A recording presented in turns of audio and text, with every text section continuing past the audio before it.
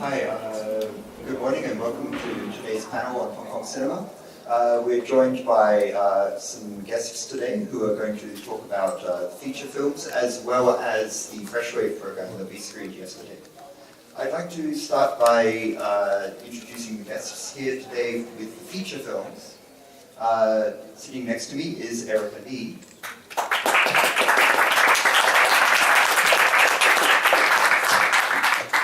Erica is a novelist as well as a screenwriter. Her extensive filmography covers a wide range of genres, working with many directors, but in recent years she's perhaps been most well known for her collaborations with Herman.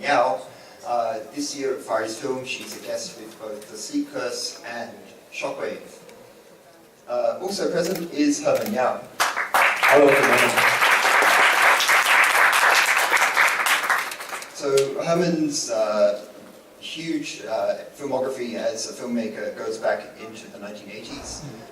He has directed prolifically across many genres. He's perhaps best known internationally for works in horror films, but his filmography really covers a very broad spectrum of Hong Kong cinema. He's also been active as a writer, as a producer, and as a cinematographer.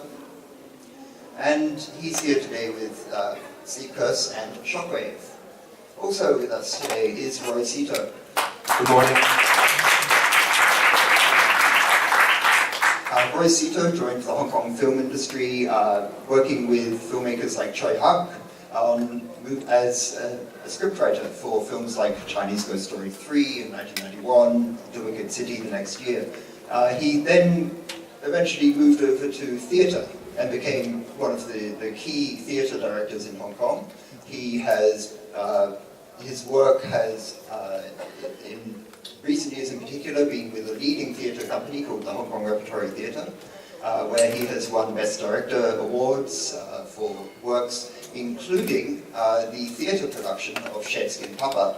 We are showing the film adaptation, which is his first work as a film director, this afternoon. Okay, so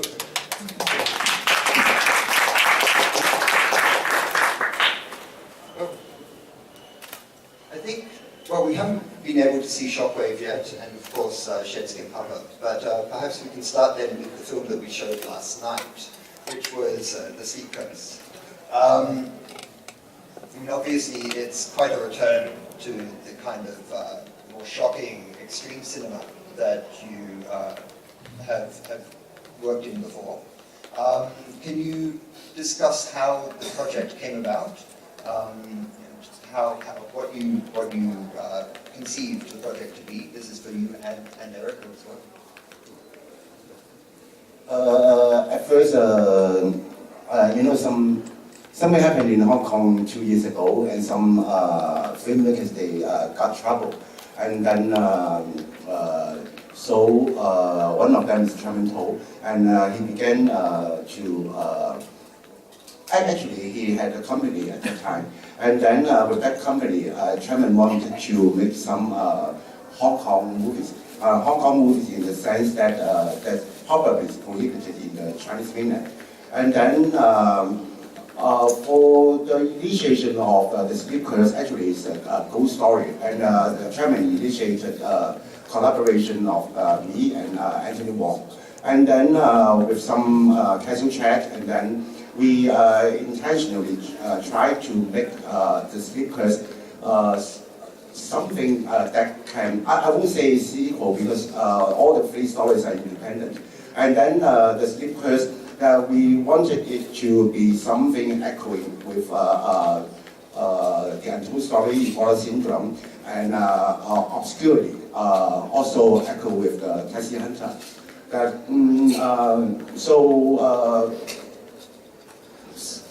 Later, and then Erica joined the development of the script, and then some other elements were integrated into the story, and then finally we got the Sleep Curse that you saw last night, and then it became a film that with the ghost element, and then with some magical Oriental black magic. and then with some, of course, we try to inject some meaning into that film. And then I would say that Sleep Curse talks about karma, and then it unveils or manifests the evil qualities in humans.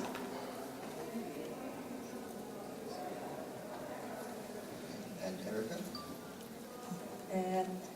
When director Yao asked me to write the script, and I felt pressure and pleasure, of course, because it's like since the untold story, I think many people will have a great expectation on the violence and the goreness of the film. But according to my observation, for nowadays audience, they are so immune to violence. And then just like I read an article about a 10-year-old US boy probably has seen like 8,000 murders from TV already. So it is really very difficult for me to do something as good or as good than Ebola or Untold Story. And then I figured out that I want to do something else too.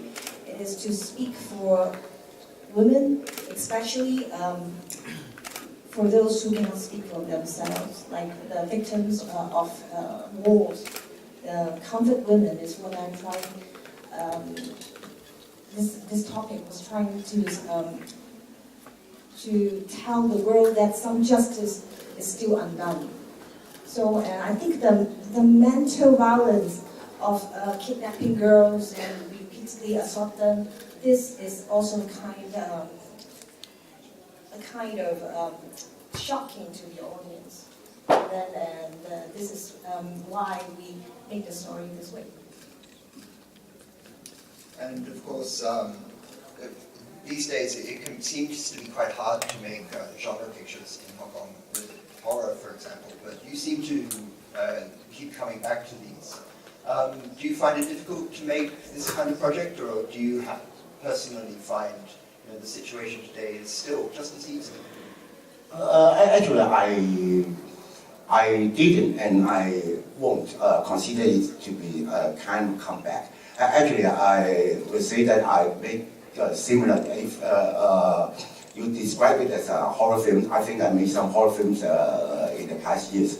And then just that those horror films without Anthony Wong. And then for this one, Anthony Wong got aboard, and then we make a film together. And also,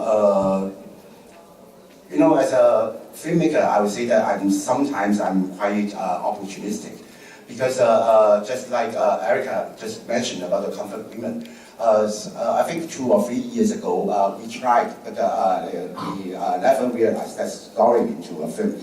We tried to develop a script about an episode of Hong Kong history, and then it is also concerned about the Japanese occupation during the 1940s, and then with the growing up of a girl that can show how Hong Kong society changes and how the cultural change and the rate of life, and then Hong Kong is getting more and more capitalistic, and then with some conventional and traditional Chinese culture, and then something like that. And at that time, most girls and women, they were uneducated, and how they got married, something like that. And then a very important element about the Japanese occupation is the comfort house and the comfort women. And since these elements that were very deeply implanted in our brain, and then when we developed the script of Sleep Curse, we started with it's proved to be a horse. That is the Russian sleep experiment just after World War II. And then inspired from that story, and then Erica integrate another element, an important issue, that's the comfort women. and then the Japanese occupation history of Hong Kong. And then so now you can see that the slip curves, the two parallel story plots. One is during the 1990, and the other one is more or less as from 1992, early 1992 spring, and then up to 1993. And then that was the year that the male protagonist, that Anthony Wong, died. And I think two main points I want to emphasize is nowadays many people trying to deny history. And like Holocaust, recently we have a movie called Denial. It's also about denying history. So I think it may be a good idea to make a movie to refresh the memories of people. And then for why we take sleep curse as the main plot is, I know people, when people saying some others are doing bad things, there's a song called How Do You Sleep at Night? So this is the reflections of doing vice. So moving along to the next film that we'll be showing, this is Sheepskin Papa. Szeto, I was wondering if you obviously came to the film when it was actually a theatre play written by Jiguden Norhigo. Could you talk to us how you came to direct the play first, and then why you wanted to bring it to this is a play written by Sugura-san. He is quite famous playwright in Japan. He won a big award by this play. And how can I get into this play is a graduate from Tokyo universities, and he came back to Hong Kong and showed the script to me and say, this is a good script for you.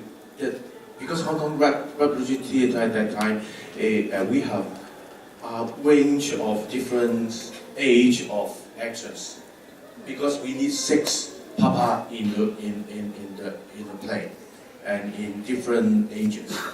So it's so suitable for us to produce. Then after we have what we call is a reading theater. Then I read it because it's quite amazing. Because no one can read this script. They all think this script is so, can't understand it. Because the logic is so different from us, and no one can easily comprehend all the things in the script. But after we read it, all the people in that theater thinks it is a very moving script. So we produce it in the theater. Of course, it got a good response.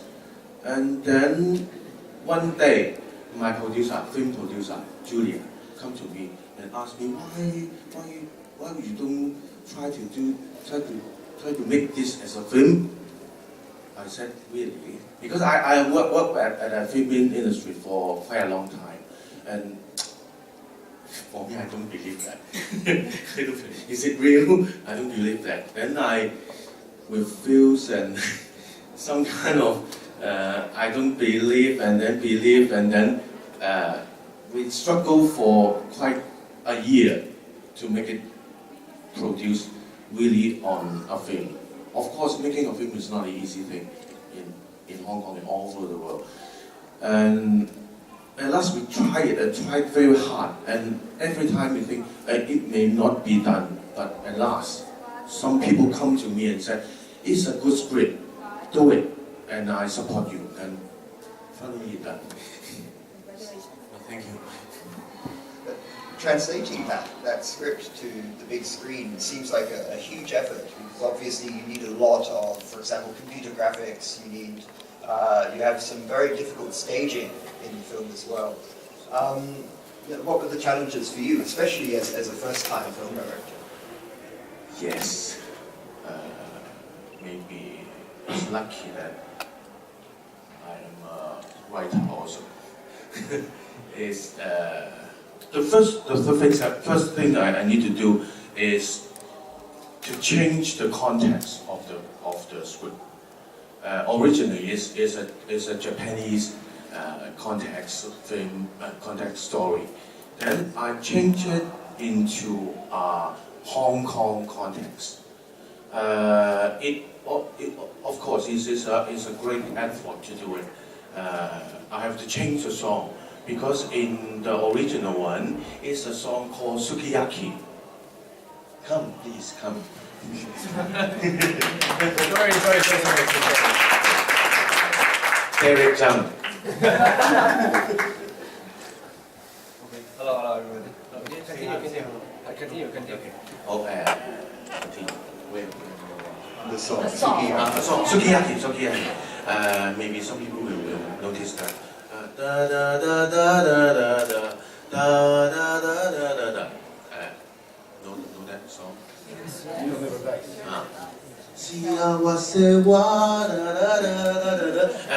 Because that song, the another Japanese title is "I Look Up as I Walk," and I think that this is the basic energy I need to do in the film.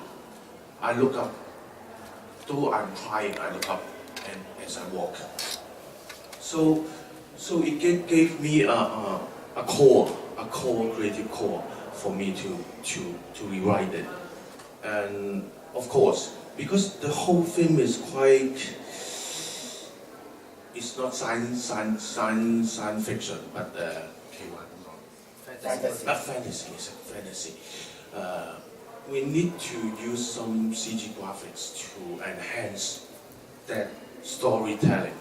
So I try, because this is also my first time to be a director. It's a great work to me.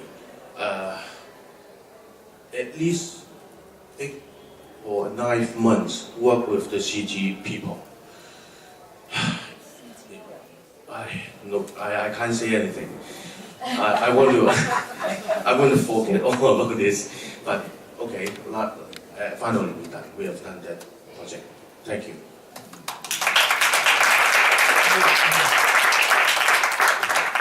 Okay, so we've been joined by Derek Tsang. My apologies. I set my alarm to 9:30 p.m., so that's why I woke up late. No excuse. Yes, so I'm very, my apologies. Very sorry. Yes. Okay, so I'll just give a quick biography as well for Derek. Derek actually joined the Hong Kong film industry in the early 2000s and has been working as an actor. You may have seen him in quite a few films, but also behind the scenes. He's been a scriptwriter, he's been working up to becoming a solo director, making his debut with Soulmate. His first film as co-director was Lover's Discourse in 2010, I believe. Yes, 2010. Okay, so talking about Soulmate, I was wondering if you could introduce how you came to this project. It's based on a web novel. What was it that struck you in the story, and why did you want to bring it? I've always said that instead of saying that I found the story, I would actually say that the story found us. Because this project, the rights for the novel, went to a lot of different people before it went to Peter Chan.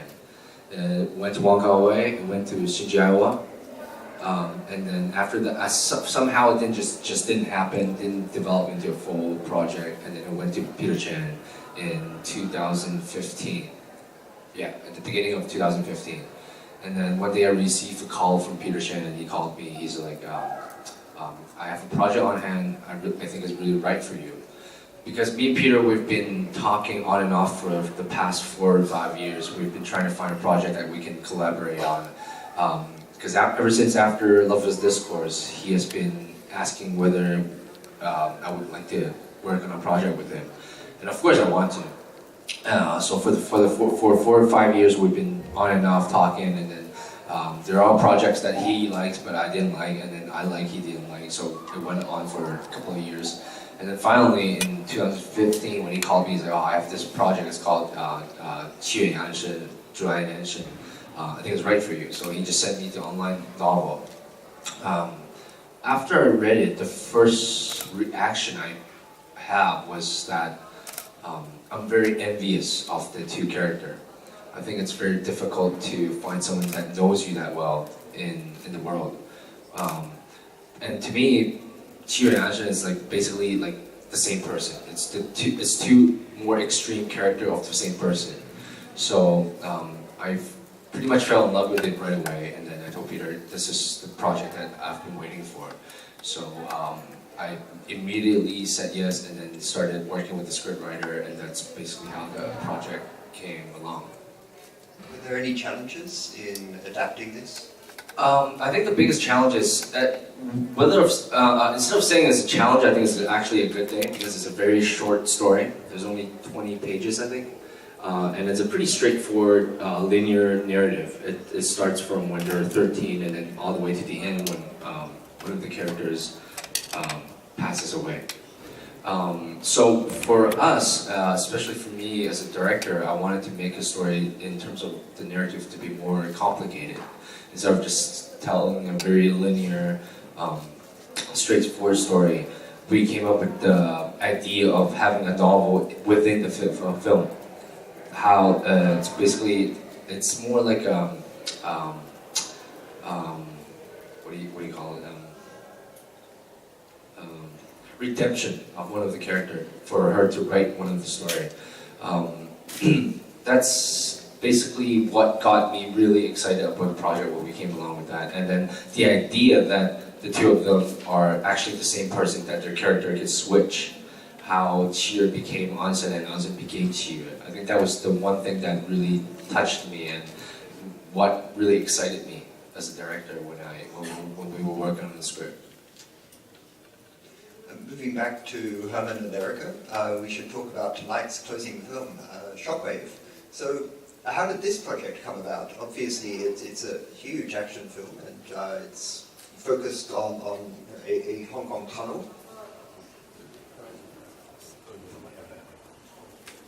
And actually, I conceived the idea of the occupation of the Cross Harbour Tunnel quite many years ago. And at that time, it was without any story, but just an incident, the occupation of the Cross Harbour Tunnel. And then later, because in the Hong Kong film industry, that we made short films mainly. And then, so when we are talking about the occupation, then other than protest, there will be some like a gangster film or cop film, something like that. And then, so to make it easy to realize this project, then I set it in within the frame of a gangster film, and then try to develop the story. And then during the early I think around 2003 or 4, I wrote the script for the RTHK, and that time I met the EODB, the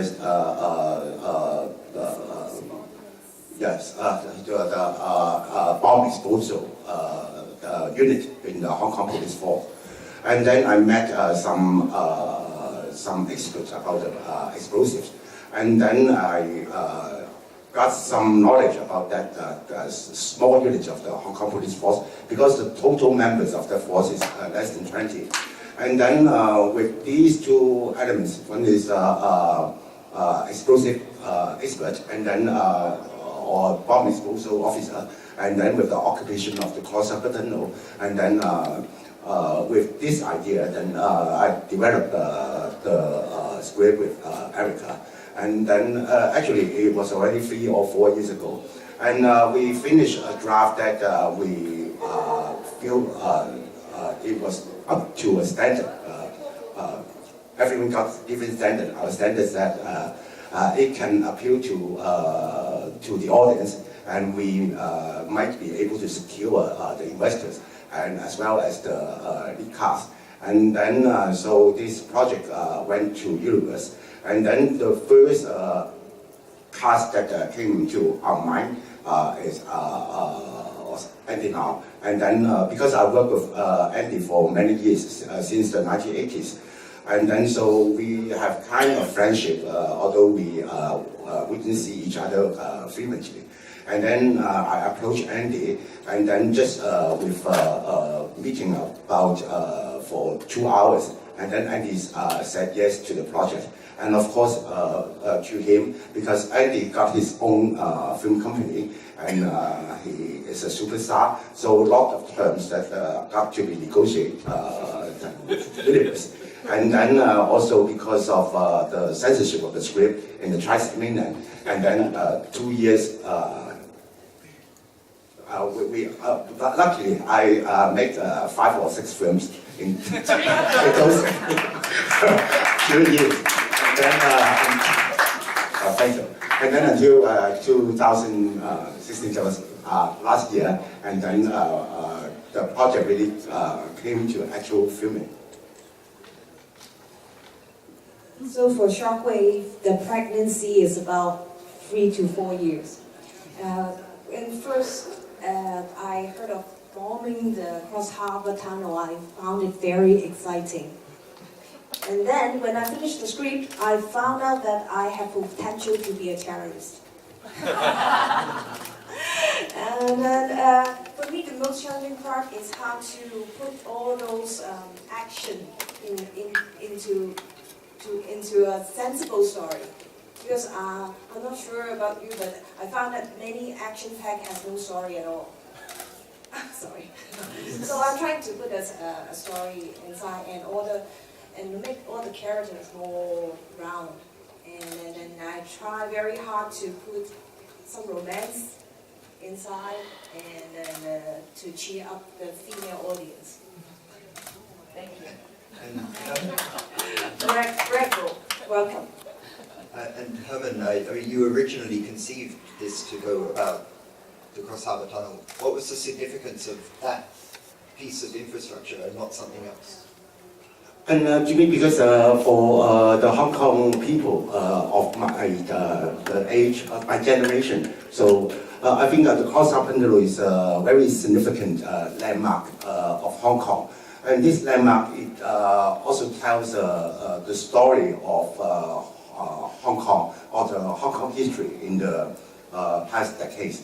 And then when I was a child, the opening of the Cross Harbor Tunnel is a very remarkable memory in my brain or in my heart. And then also in 1972, and then the opening of the Cross Harbor Tunnel, because during the 1970s and also in particular in 1972, Hong Kong society got a huge change. It's because of the establishment of the ICAC, the Independent Commission Against Corruption. It really changed the society a lot. Because the Hong Kong police force is supposed to be some government department or something like that. They got the legal, they legitimate some physical violence on people. And then, but before the 1972, because of so they are so corrupt, and then so the Hong Kong police at that time, the older generation would say that they are also tried, but in under the bright light, something like that. But after the establishment of ICAC, and then Hong Kong, I would say that Hong Kong is a clean Hong Kong when relatively, when you compare to the 1960s or 50s something. And then I think today when we try to mention the value of Hong Kong, I would say that the value of Hong Kong, it developed in the 1970s, and then it flourished in the 1980s in terms of the social health, and then also for those economic conditions, and also the life of Hong Kong people. And then so all these things that I would say that is so I would say that Cross Harbor Tunnel symbolize a lot to Hong Kong. And so I've got a strange feeling. Actually, I would say a strange. When I say strange, it's something that I cannot get rid of. So That's why I was. The Shortwave, you may say that it's just a film. I try to make it a very exciting one and a very sensuous one. But other than that, still I would say that it's very Hong Kong. And about the values of Hong Kong, and I try to remind the audience about altruism, which is to sacrifice oneself to benefits for other people. This is, I find it fading out. So I'm trying to refresh our memories again. Cool. I wonder if there are any questions from the floor for our filmmakers. I think that in Hong Kong cinema there are some new interesting directors, some young directors, but I think that there are not a new generation of actors. Can you say something about it? Because Derek Tsang, he moved to direction. one more leg. No, that is, we try to help, yeah. I think there are a group of actors, upcoming actors in Hong Kong that are very talented and very hardworking. It's just that we have to give them a chance. It's hard for actors because I've been actors myself. You feel pretty helpless because you're always just waiting for that phone call. There's not much you can do. You can upgrade yourself, you can study, you can watch a lot of films, you can read a lot of novels, but it's really hard for you to actually make a job for yourself because you're always just waiting for a director like Herman and other very good directors to call you and tell you, oh, I want you for that role. Yeah, actually I was supposed to act in Shockwave, but Herman didn't use me in the end. So. Actually, I'm very happy that I can be included with an acting. You know, we have collaboration with Roy, and we have collaboration with Derek, and then so it's a union here. Yeah. So, but I think Herman is someone that very helps new director because when I think I worked on his film in 2006. Yeah, 2006. So he was giving chance. That film, there's a lot of new actors in that film. So he is definitely a director that really wants to help out the newer generation.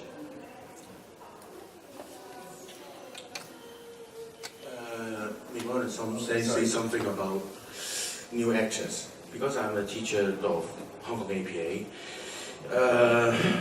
we found that it's hard to go into the industry because no one believes that they can get the box office. But when you link everything to the box office, then no newcomer can go into the industry. So we need to believe. Now in Hong Kong, I think the situation is a kind of bottleneck.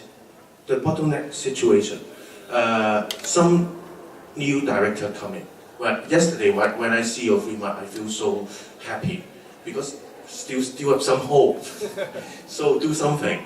Don't give up. But actors and actresses, it's so hard to go into the industry. You should know that. You have relationship, so you can.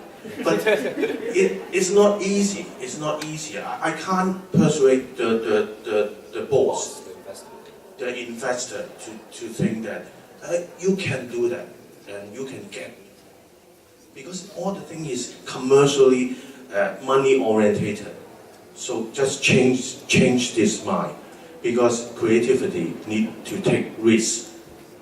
And sometimes risk is a gamble things. You can win bigger. You will have chance to win bigger, but you have to take that risk. Okay, thank you. But I think recently there's been some cases of improvement. Say for, I'm not sure if everybody know Week on Fire. Dimbo in Hong Kong, it's all new cast except for one very experienced actor. And then there's another film, what movie? I'm not sure how it's that. Sisterhood, yes. That's also a completely new cast. So there are new directors that really want to use new actors. So like Roy said, we have to be more bold, more brave in nurturing the newer generation of actors in Hong Kong. I was wondering, is it possible for Hong Kong films to have more like actors, I mean women actors, to have a more active role in films like horror, gangster, instead of like just in romance or films that are talking about sisterhood? Thank you.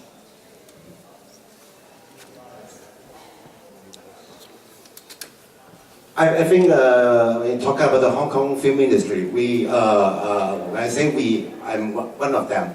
I make some horror film with with female protagonists leading the plot of the story. But unfortunately, those films got bad box office, and then so in a sense it was ignored by the audience or critics. And then, it goes back to the question that Thomas just raised, why the stars seem so important. And then also talking about newcomers, I recalled an episode of Hong Kong cinema. It's during the 1970s and up to early 1980s. Is the time that Darius father became a movie star. And then you can remember the Cinema City big bosses like Carl Mack. At that time, they were low cast at all. But at the time in the film industry, they're low stars at all. And then Carl Mack told me, and actually Eric Tsang also told me that at that time, since the industry has low stars, I should say low stars, we can be the stars. Actually, they just want some actors or actresses to play the roles in the film they were going to make, and then so in that sense, I would say that it's difficult for newcomers, for actors and actresses in film. Perhaps the Hong Kong film industry now is not difficult enough.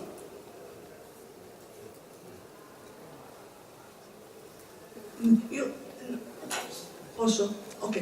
It's a small question for Derek.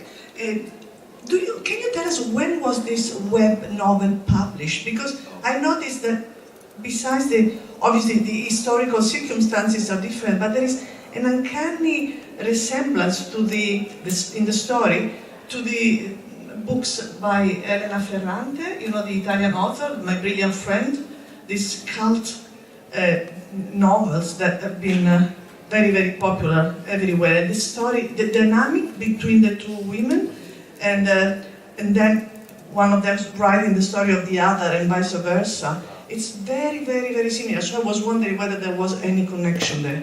The novella was wrote in 1998, so it's almost 20 years already. So it's a long time because that author, Annie Baobei, Qing Shan, she changed her author name now.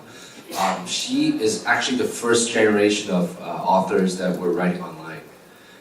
So that was part of her. Here, as part Soulmate, the story. She wrote in '98 in a compilation of a lot of different short stories. So that was in '98. Which author were you saying in Italy? Elena Ferrante is very, very popular worldwide. There is a cult following. Okay, I'm gonna look for it. Okay. Story of two friends. Okay. Very similar. Okay. Oh, okay. Thank you.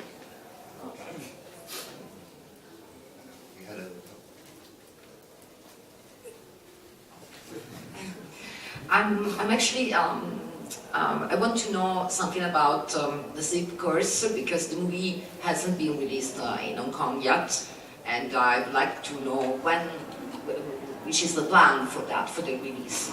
And we didn't say that yesterday, but the version we saw yesterday night was the real director's cut. So what the people in Hong Kong are going to watch, a different version? The script is going to be released in Hong Kong on 18th of May, officially. And because I think most of you know that Hong Kong has a film censorship system. And then for the extreme categories, the cat-free movies. But even though when your film was classified as a cat-free film, you still have to the film is constrained by the system, by censors. And then so the release version in Hong Kong will be a cut one. And then the one that you saw last night is an uncut version. And fortunately, actually I think less than 10 seconds of the footage was cut. So because when I compare with the untold story, about 4 minutes of the footage was cut. And then for Ebola syndrome, about 3 minutes of the footage was cut. So when talking about the length of that duration, I think that the slip curse is fortunate enough. And also, in the other sense, I think the coverage or the footage of bloody image or expressive violence or images is less than, in the slip curse, is less than the untold story and Ebola syndrome.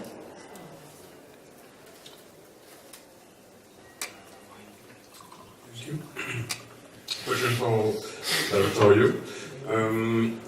I read a few months ago an interview by Anthony Wong for South China Morning Post, I think, and he was saying that about Untold Story, that he hates the movie and that he's surprised that this movie received an award, that himself received an award for the movie, and on the contrary, the movies that he liked, like Herman Final Fight, didn't have the success.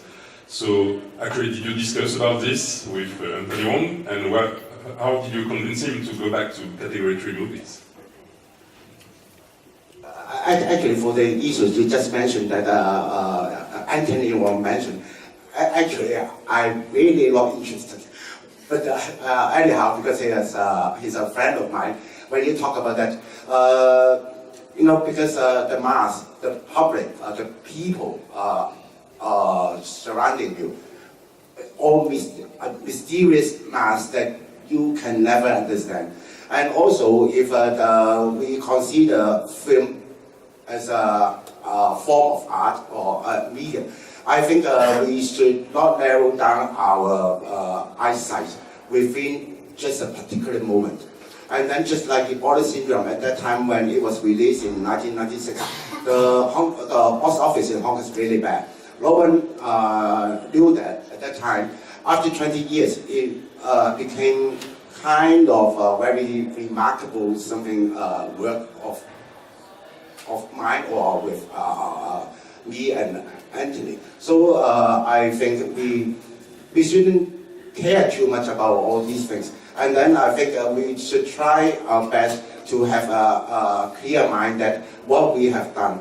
And then sometimes I make a joke with Anthony Wong, and I said that actually it's an old saying, time is the greatest artist. And then maybe 50 years later or 100 years later, what films people will watch, I think is more important. And then I think if our works can be well preserved, and then our works have a longer life than us. So we can earn our living, and we can do what we like to do. I think we are lucky enough that those, whether it's a war or something, I don't think it got any significant meaning to me. Thank you. So I'd like to just move on to our Fresh Wave directors who are here today. I hope you all had an opportunity to see the Fresh Wave films yesterday. I will start perhaps moving from closest to me. Could each of you take turns in introducing your film? And let's start with Ren Xia. Please stand. Oh, okay. Hello everybody, I'm Yuanxia. My short is called Even Ends, Strive for Survival. It's a story about a man who keeping ants at home and got arrested, no reason, by police, and try to let him tell everything about his life, but with no reason, just no reason. But the situation is government is trying to use number to replace name at the same day. That's the story about. Why I would like to make the short about this story is the recent situation in Hong Kong.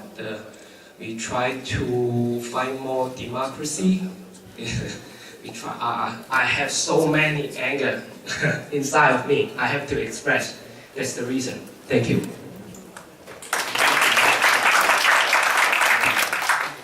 Hi, I'm Leng Chi, the director of 1st of May. My story is about an elderly she is around 80 years old, and then she lived at his home for 50 years. And one day she cannot walk, she is not able to walk the stairs, and then she has to move away. But she really loved this place. And the concept of my film is because in Hong Kong people think that flat or home or house is a commodity, but I don't think it's true. I think house is home, not commodity. And then I want to deliver this message from my film. Thank you.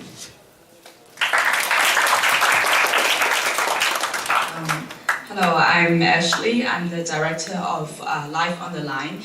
And then it's a story about a suicide prevention hotline center. And the reason why I made this film is because this job has always been fascinating to me. I've been a suicide hotline operator before, and then I just realized that the interesting fact is that in a short phone call within like 10 minutes or an hour, and you get to know the operator, get to know the deepest secret of the caller and even his life story. But after the phone call, and if life is like two lines and then the lines are separated and you never know who he really is, and even if you encounter him on the streets, you will never know it's really him or not. And this nature is really interesting to me. And the second thing is that when I used to study philosophy at university, I really like the topic of moral dilemma, and so I put a moral dilemma into the story of suicide prevention hotline, which is there's also, besides from the caller having the deepest secrets, the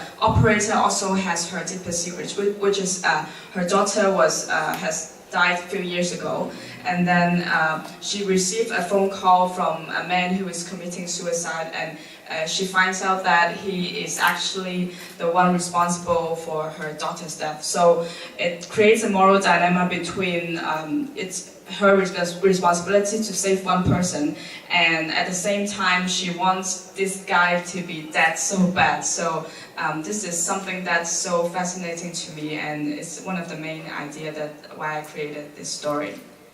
Thank you.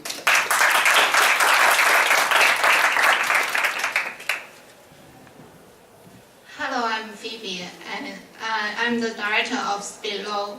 And Szeto, the original idea is from my growth. When I was a little girl, I have no friends, and I thought that to do something prohibited can connect to others. And that's why I have these stories about two girls who not knowing each other very well, and they become friends because of shoplifting. Their behavior is criminal, and their relationship is also prohibited by the school and the adults.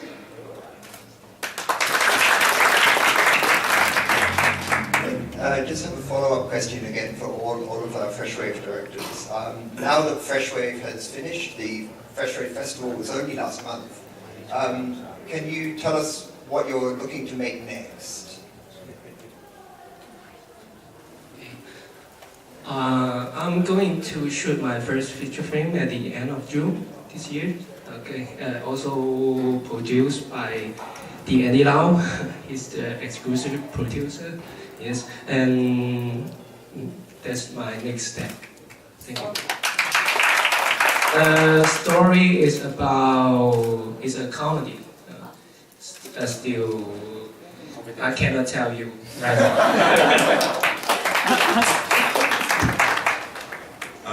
I'm still seeking for opportunity to step into the film industry, but I'm keep on, like, if I have spare time, like taking bus, I will keep on thinking ideas or stories. But for me now, I don't know, I can't tell what story I'm thinking. There are so many ideas. Thank you. I'm actually a freelance screenwriter, and the last film I wrote for was Vampire Cleanup Department, which was screened on the 22nd, I think, here.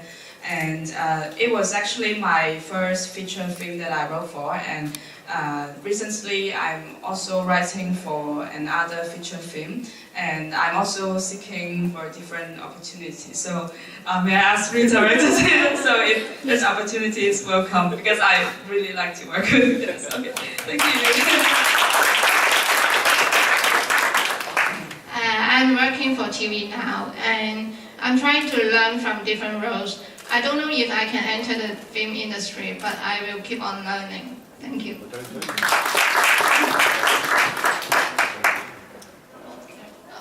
I am a research writer for some TV programs. And with that, I think we'll have to bring our panel to an end. Thank you very much to our directors, professionals, and teachers.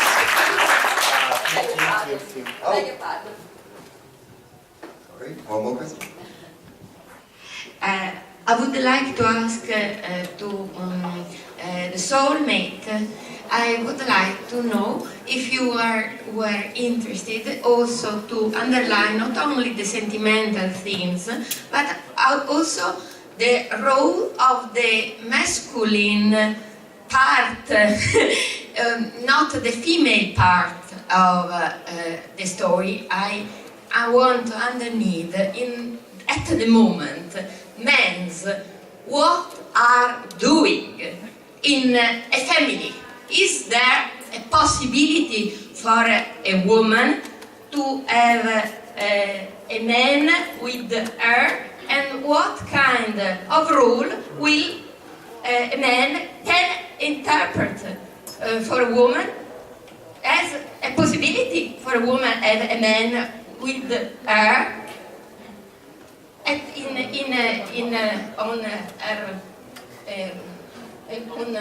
besides. I'm not very sure of the question. Which are the rules inside the ideal of family? Because your movie is about female. Okay, that's a very big question. After making Soulmate, a lot of people have been asking me if I really know women very well. But to this day, I'm still learning. I think women are very complicated. They are very sentimental, and they have a lot of different things that can make them click. So I'm still learning. So to your question is, I think it's in terms of where I came from. I think woman has always been stronger than men, because when it comes to the time to sacrifice, to hold up big decision, in my family, from where I came from, it's always the woman that is stronger. Men, they do their thing, they go out and make a living, but then it's always the little minute day-to-day hard work that the woman have to go through with, and I have so much respect for that, because I grew up with my mom and my grandma and her group of girlfriends, so I've known their hardship, what they've been through. So I've always been very respectful of what women can endure for their family, for their relatives. So that's something that is always very interesting for me, and that's why I think when I was young, when I first read, there's a very famous female writer in China, Tsang, Tsang, I think that's her name, yeah. She writes a lot about female dynamic in family, in love relationship. When I first read her novel, when I was like 14 or 15, it was a big impact for me because I felt like she was writing about my mom and my grandma. That's so female centric films or novels have always been something that is very dear to me. So that's why when Soulmate came along, when I read the story, it was very moving for me because I've always wanted to make something that is female centric, and some of the best directors that I admire, like Bergman, Woody Allen, they've always made films that are very female centric. So that's something that I've always wanted to do, always wanted to try. So, thank you.